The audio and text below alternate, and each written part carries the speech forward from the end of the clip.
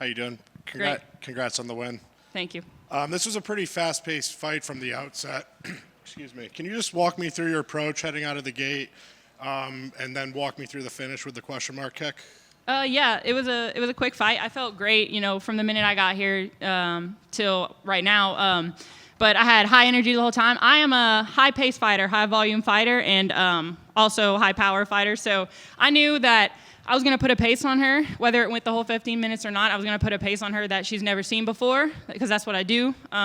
So I knew that's how I was going to fight, and that's pretty much what I did. But luckily, I got the first round finish, so it feels amazing. I was setting up the question mark kick with those teeps up the middle. Her guard was very wide, so we knew all camp we were going to be able to land it. And I was telling everybody I landed the question mark kick, 5 times a sparring session. So I knew it was going to be there if I just set it up correctly and not rushed it, and I executed it great, so it feels good. It's been quite the ride for you to get here, losing on the Contender Series, getting into the UFC anyway. Obviously, the result didn't go your way in your debut. Out of your wins as a fighter, is this more gratifying, just as all the adversity you faced since you've made it to the UFC? Yes, this definitely feels. I feel the best with this win. It's in the UFC, the best promotion in the world, the biggest promotion where all the best fighters are, and I'm up there. I can definitely consider myself one of the best fighters in the world, and I'm going to continue to keep growing. I'm still young. I just turned 26 a few weeks ago, so every time I'm in the gym, I'm intentional about growing and catching up. Because I did start later in life, so. I'm going to keep growing, and I feel this win feels amazing, and I just feel great. Unfortunately, your head coach wasn't able to be here. Were there any extra nerves knowing that he wasn't going to be in your corner for this fight as you made the walk? No, there was no extra nerves. I know he's at home watching, and he was with me all camp and giving me all great knowledge and great instruction all camp. So him here not on fight night, it didn't really matter, because I know he's home with the same exact support. Talk to me about your hometown, Lafayette. Obviously, a couple guys have had some success here in the UFC. What was that hometown support like leading up to this fight? And I'm sure you've gotten a bunch of messages since. Oh, yeah. My hometown support is amazing. I have amazing family and friends and, people I don't even know reaching out to me, telling me good luck and everything. It feels amazing because Lafayette's an amazing community, from Dustin Poirier, I would love to fight in New Orleans if that happens. Shout out if y'all can get me on that New Orleans card to fight under Dustin Poirier, because Dustin Poirier is obviously the main man on that card, but if I can add a little extra spice on it for the Lafayette crew, that would be amazing. Doesn't look like you took too much damage. You said you want to get right back in there, maybe in the Lafayette card. What do you want the rest of 2025 to look like for you? I would love to fight 1 or 2 more times. I love to fight, so this is what I do. I don't, you can call me anytime and I'm going to fight. So this is my job, so anytime I'm down to fight. I don't do much other than this. Congrats again on the win. Thank you so much. Just a couple after that, you said that you had, in your post-fight out there, you said you had fixed some things that had been missing in your past couple fights. What were those things, or was it just a mindset thing, or what do you think that you were actually missing that you put together for this one? There was a few technical things, like I would back up with my hands down, my chin up, getting knocked around. I was backing up for one thing, and that's never a good thing in fighting. You want to back straight up. So there was a few technical things that I wanted to fix, but the main thing that I think got me this big win was my mindset going in.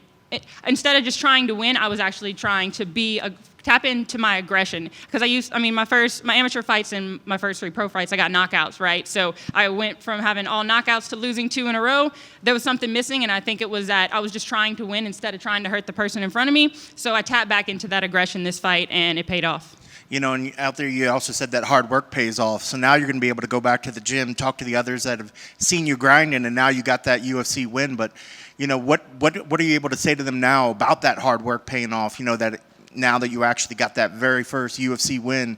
And now, because a lot of times fighters say they don't feel like UFC fighters till they get that win. You've got that now. So tell me a little bit about that hard work, and what are you going to tell the people back in the gym, how it pays off? Before this win, I felt like a UFC fighter, because that's the key to coming out on the other end of adversity is, like, I had moments of doubt, but I never thought I wasn't good enough. Even with the 2 losses, I never thought I wasn't good enough for the UFC. I knew I just needed to tap into the fighter I really was, because my 2 fights that I lost, I wasn't the fighter that I wasn't performing to my potential. So tonight I did, and I'm going to continue to do that moving forward. So that's what I just have to say to people that, maybe are going through adversity right now, is just keep showing up, because those losses, for me especially, they were adversity, but I wouldn't have won like this if I wouldn't have had to go through that what I did, because it was tough mentally to come back from that. But I did it, and it feels amazing. So just keep pushing, man. Just keep showing up, and never tell yourself, even with losses, that you're not who you actually are, because I've performed tonight, and it feels amazing. That's great, but now you made it hard for yourself, because how do you top a head kick knockout, for your next win? How are you going to top that one? I don't know. I'll figure it out. Congrats on the victory. Thank you. Carli, congrats on the win. Your nickname is Crispy, and your striking looked very crispy and technical. Can you talk about your striking technique, and how do you think about striking? Because there's not a lot of flyweight women that are finishing fights with question mark kicks. Can you just talk about your love for the game of striking itself? Oh, yeah, for sure. I started off in Muay Thai, but the gym I train at is head kicks, MMA, and it's more of like an MMA-based Muay Thai, so it's not really traditional Muay Thai. And then I'm big into boxing, so I kind of just mix it all together. The way I think of striking is I just move how my body moves, and I make everything that I take, I kind of put my own little twist on it, and just try to flow. But yeah, I love striking. I played softball growing up, so that's why I started striking before jiu-jitsu, because I just caught on faster to it. It was more of like standing up, moving around, because that's what I've always liked to do. But yeah, no, I like to have a crispy fighting style, and I'm glad that it shows. But striking is my game for sure. Do you have any strikers that you've looked up to in your career? Definitely, I look up to Sean O'Malley mainly. Yeah, he's mainly. I look up to him because he's just so smooth and crispy. So a lot of things that he does, I try to emulate. Nice. Congrats on the win. Thank you. Well done tonight. Just kind of to piggyback off of that, was this something, that opening that you saw? Because we don't see those finishes too often, and it took like a Luke Rockhold or somebody to really make that question mark kick a thing, or when Anderson Silva did that to Vitor with the front kick. Is this something you guys saw in tape that you said, I'm gonna keep this in the holster because I know I got that opening somewhere in these 15 minutes? Yeah, it's definitely something we saw on tape because of her wide guard. We knew we could keep her up the middle, and that always sets up a question mark kick, in practice and fights and everything. So it was always in my back pocket also. So even if we didn't see it on tape, I may have tried to throw it in there because I've threw it since my amateur career, and I haven't thrown it in a while. So that's why we thought we'd bring it back, because people must have forgot that I had it. So we definitely worked it all camp, and we saw the opening. So it was good to get it. And like Kenny said, now you set that bar so high, and add to be, you're like, how do I top this? You almost want people to forget it. Like, oh, just don't even bother watching tape on me. I don't know much to do.